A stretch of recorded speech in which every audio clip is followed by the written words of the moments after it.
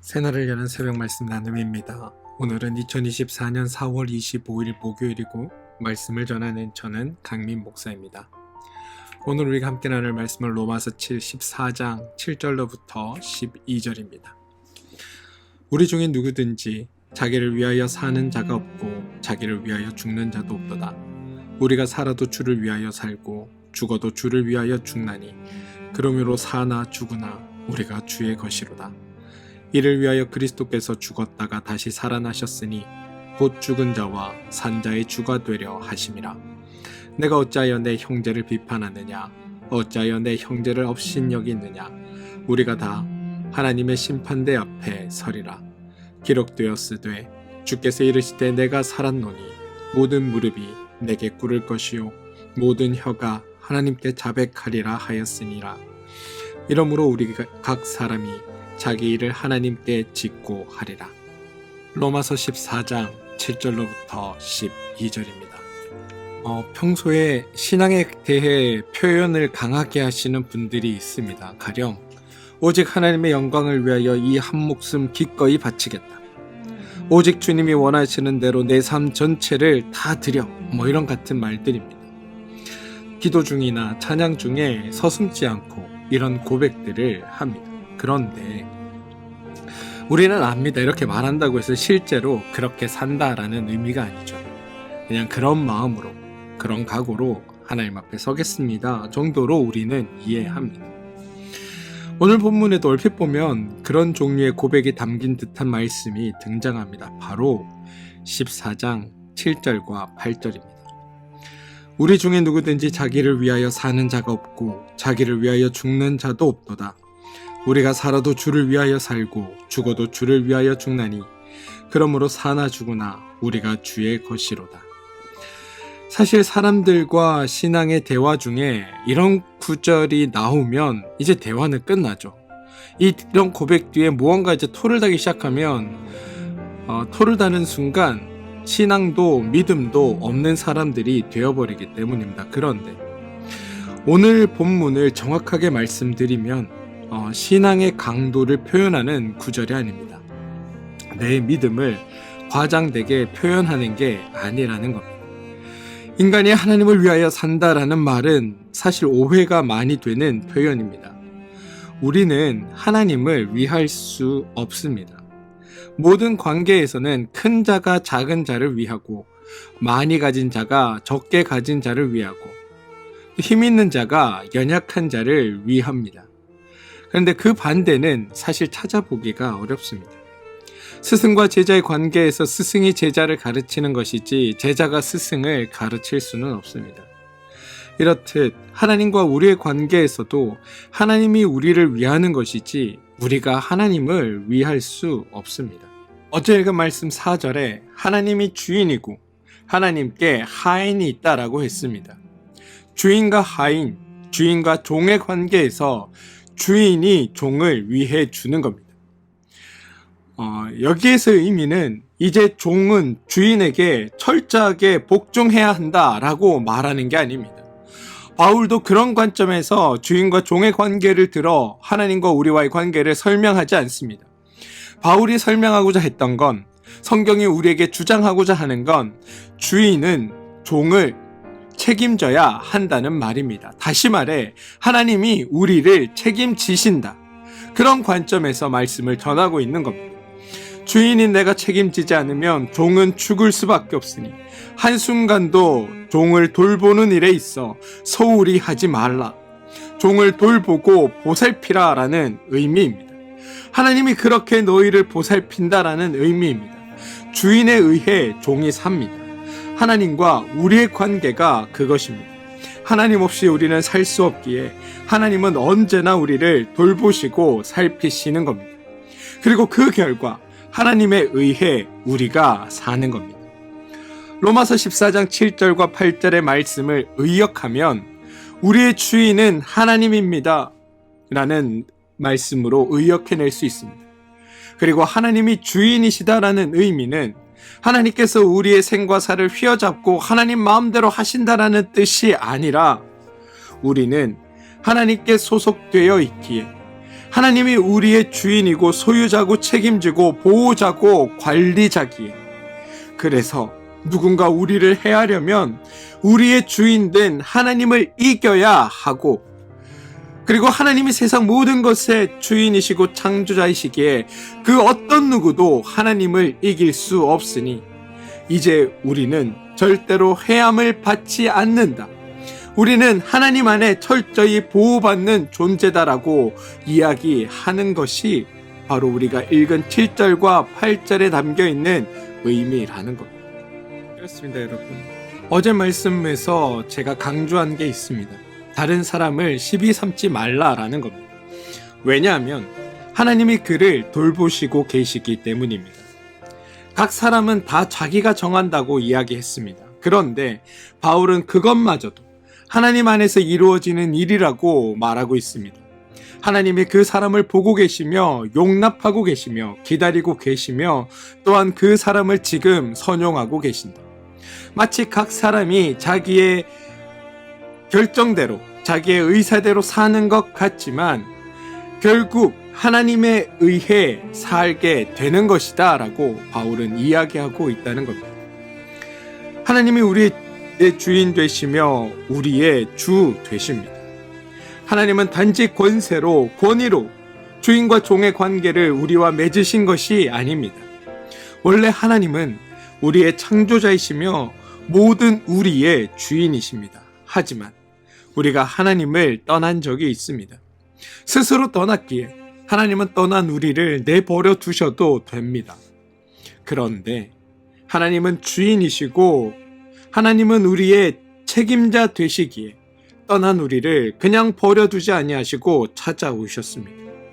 찾아오셔서 죄인 된 우리를 이 죄로부터 구원해 내시려고 하나님 자신이 인간이 되셔 이 땅에 오셨고 고난받고 죽었다가 살아나신 겁니다.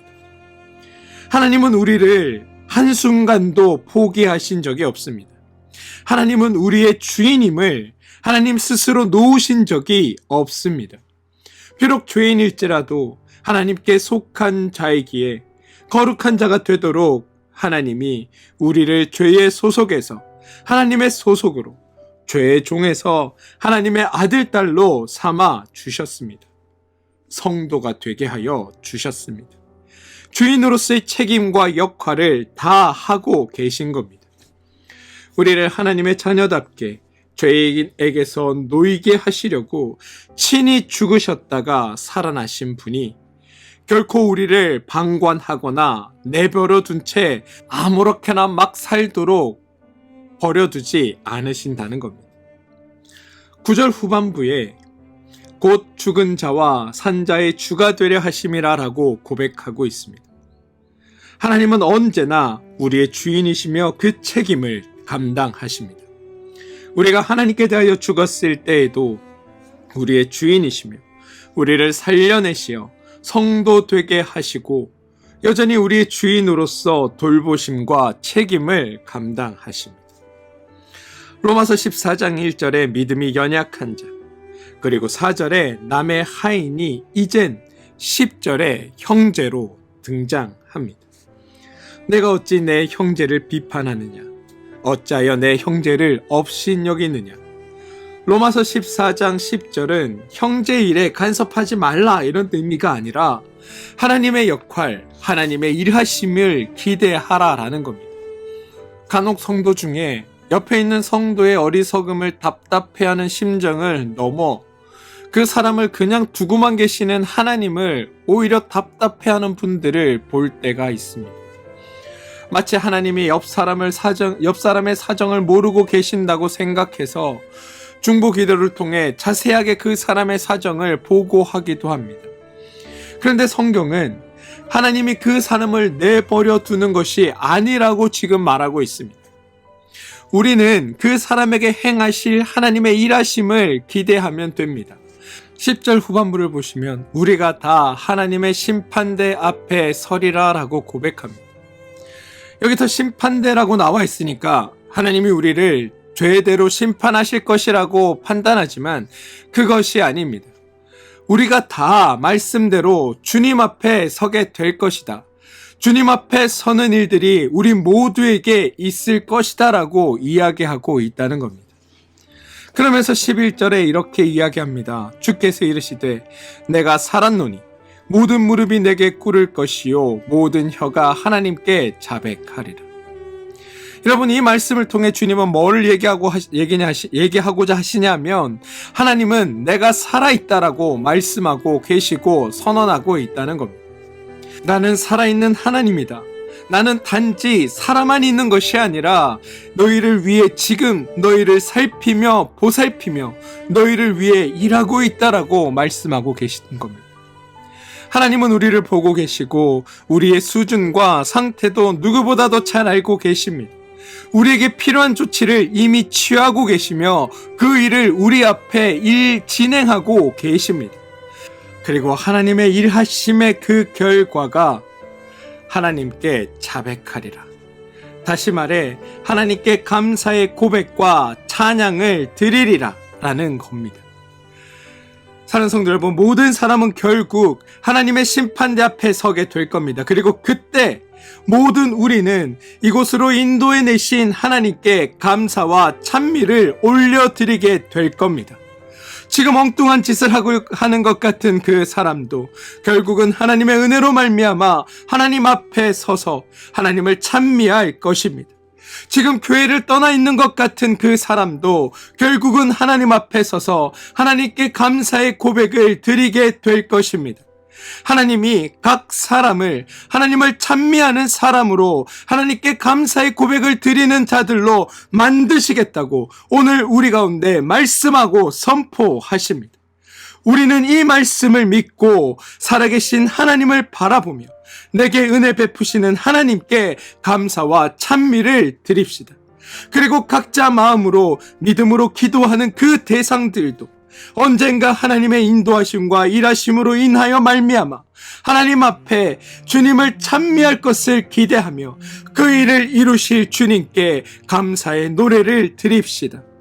우리는 다만 서로 사랑함으로 서로 받아들임으로 주님의 성도됨을 드러내며 삽시다. 주님은 우리 가운데 오늘도 지금 이 순간에도 역사하고 계시는 중입니다. 그리고 그 역사하심으로 우리 각 사람이 자기의 일을 하나님께 직고할 겁니다. 뭐라고 직고할 거냐?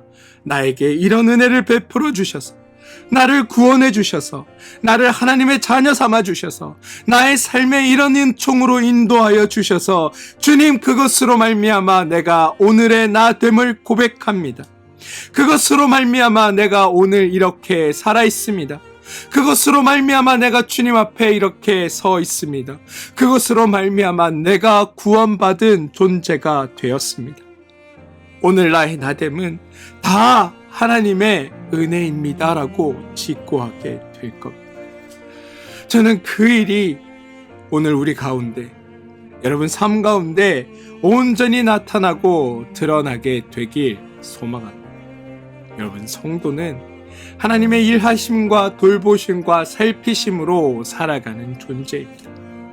우리에게 이루어내신 하나님의 은혜를 다시 한번 살펴보고 다만 사랑하고 받아들임으로 하나님의 나라를 이루어가는 곳에 여러분 모두가 사용되어지길, 여러분 모두가 쓰임받게 되길, 그래서 하나님께 기쁨의 감사와 또 감사의 찬미를 드리는 그런 복된 일들이 오늘 여러분의 삶 가운데 나타나게 되길 주님의 이름으로 축원드립니다. 함께 기도하겠습니다. 주님, 우리의 주인 되어 주심에 감사드립니다. 나를 사랑하셔서 성도 삼아주시고 나의 나됨에 이르도록 나를 붙드시고 살피시고 이끌어 주심에 감사를 드립니다.